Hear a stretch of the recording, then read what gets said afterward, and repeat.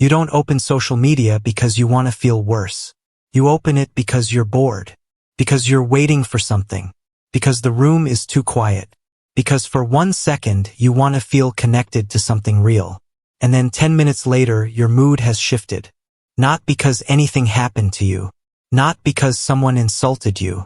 Not because your life actually got worse. You just saw a few perfect lives, a few perfect bodies, a few perfect relationships, a few perfect mornings, and somehow your own normal day started feeling smaller. That's not random. That's the machine doing exactly what it was built to do. But here's the part we don't talk about. The boredom wasn't the problem. The boredom was the only quiet space you had left. And they figured out how to fill it. Think about what happened before all of this. Before the endless scroll. Before the dopamine drip. Before every spare second became a revenue opportunity. You used to be bored a lot. And that was miserable sometimes. But here's what boredom actually did for you. It forced you to think. It forced you to feel. It forced you to tolerate the discomfort of being alone with yourself. And from that discomfort, things actually happened. You daydreamed. You made weird plans. You picked up a guitar. You stared at the ceiling and figured something out about your own life. You sat in a waiting room and actually looked around.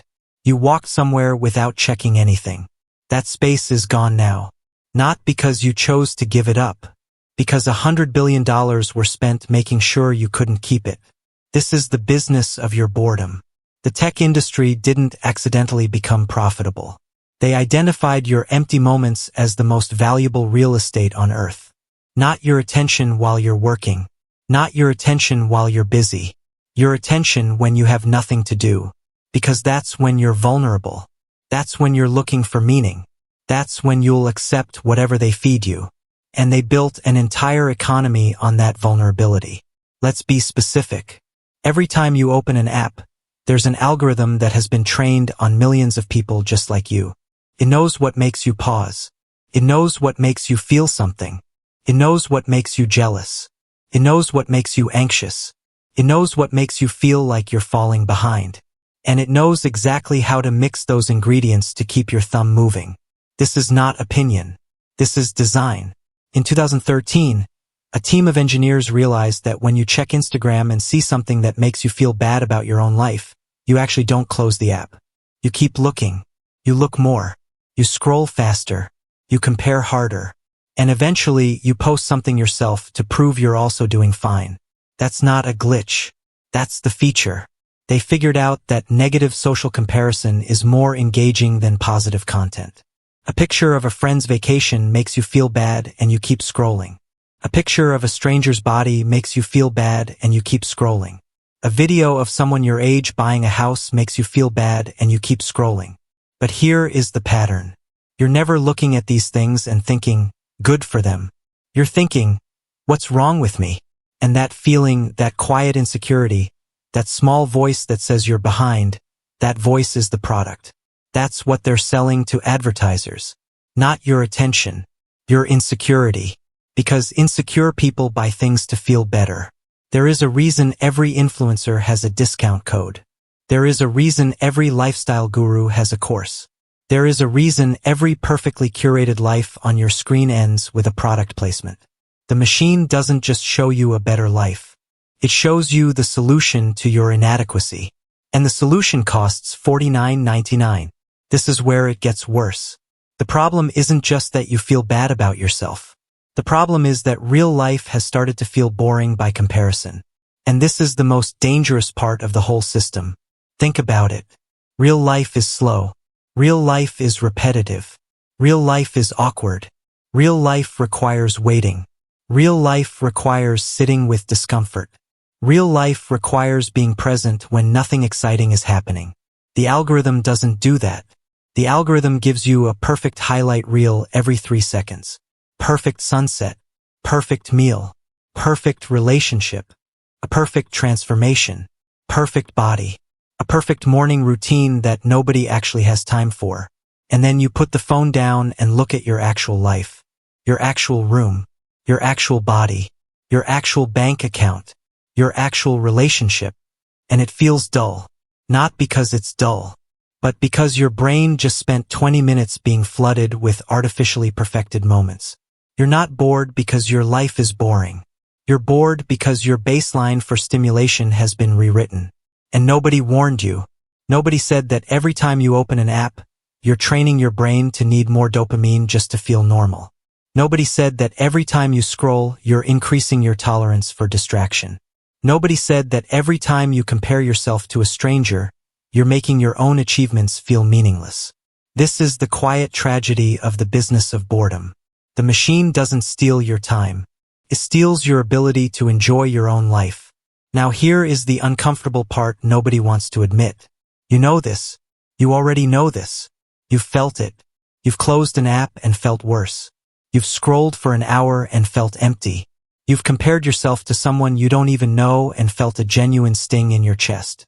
But you keep going back. Because the machine also figured out something else. Figured out that you're lonely. And not lonely in a dramatic way. Lonely in a quiet way. Lonely in a way that feels normal. Lonely in a way that you don't even notice until you ask yourself, when was the last time I actually felt connected to someone? And that loneliness is the engine. You open an app not for the content. You open it for the feeling of being near people. You open it because you want to see what others are doing. You open it because you want to feel part of something. You open it because real life feels isolating and the screen feels warm. But the screen isn't warm. The screen is a one-way mirror. You see them. They don't see you. You watch their lives. They don't watch yours. You feel connected. They have no idea you exist. And that's the design too. The machine doesn't want you to actually connect. Connection is boring for the algorithm. Connection doesn't generate data. Connection doesn't keep you scrolling. Connection makes you satisfied, and satisfaction makes you leave. So the machine gives you the illusion of connection without the substance. A like instead of a conversation. Comment instead of a call. A story reaction instead of an actual memory. A follower instead of a friend. And you accept it because it's easier. Because it's available. Because it's always there. Because real connection requires effort and vulnerability and time. Real connection requires looking someone in the eye and risking awkwardness. Real connection requires being present even when it's uncomfortable. The machine offers you a shortcut. And the shortcut feels good for a moment. And then you're alone again. And the machine offers you another shortcut. And the cycle continues. This is the business of your boredom. But let's pause on something real for a second. Because this isn't just criticism. This is recognition. You're not weak. You're not broken. You're not the first generation to fall into this trap because there's something wrong with you. You're the first generation to be experimented on at scale without consent. The machine was built before anyone understood what it would do to the human brain. The machine was optimized for engagement before anyone asked whether engagement was good for you. The machine was designed to extract value from your attention before anyone considered the cost to your mental health. You're not failing at resisting the machine. The machine is succeeding at exploiting you. And the fact that you feel tired, distracted, behind, anxious, lonely, and overstimulated is not a personal failure. It's a natural response to an unnatural environment. Your brain wasn't built for infinite choice. Your brain wasn't built for constant comparison. Your brain wasn't built for artificial stimulation every waking moment. Your brain was built for a slower world, a simpler world, a world where boredom was just boredom, not a revenue opportunity. But here we are. And here is the part that actually matters. You can't escape the machine entirely. That's not realistic. You need your phone. You need the internet. You need to be reachable. You need to access information. You need to participate in modern life. But you can change what you feed it. You can start noticing the pattern. You can start noticing when you open an app because you're bored versus because you actually need something. You can start noticing when you feel worse after scrolling. You can start noticing when the comparison starts. You can start noticing when the loneliness hits. And you can start practicing the skill of tolerating boredom again. It's a skill now. It's not natural anymore. You have to relearn it. You have to practice sitting in a waiting room without reaching for your phone. You have to practice eating a meal without watching something. You have to practice walking somewhere without checking anything. You have to practice being in the quiet room with your own thoughts. And it will be uncomfortable. It will feel wrong. Your brain will complain. Your brain will tell you that you're missing something, that there's something better on the screen, that you should check just one thing. But if you stay, something strange happens. The boredom stops being painful, and it starts being space again. Space to think, space to feel, space to notice, space to plan, space to remember who you actually are when nobody is watching and nobody is performing. That space is the only real antidote. Not more productivity, not more self-discipline, not more optimization, just space. The thing they took from you. So here's the uncomfortable truth to leave you with. The machine doesn't want you to have that space. The machine doesn't profit from you sitting quietly. The machine doesn't profit from you being present. The machine doesn't profit from you being satisfied with your own life. But the machine can't take that space unless you give it to them. And every time you choose the screen over the quiet, you're giving it to them. And every time you choose the comparison over the present moment, you're feeding the machine. And every time you choose the illusion over the reality, you're paying the cost. Not with money, with something more expensive. With your ability to enjoy your own life. With your ability to feel connected. With your ability to be bored without panicking. With your ability to be alone without feeling lonely.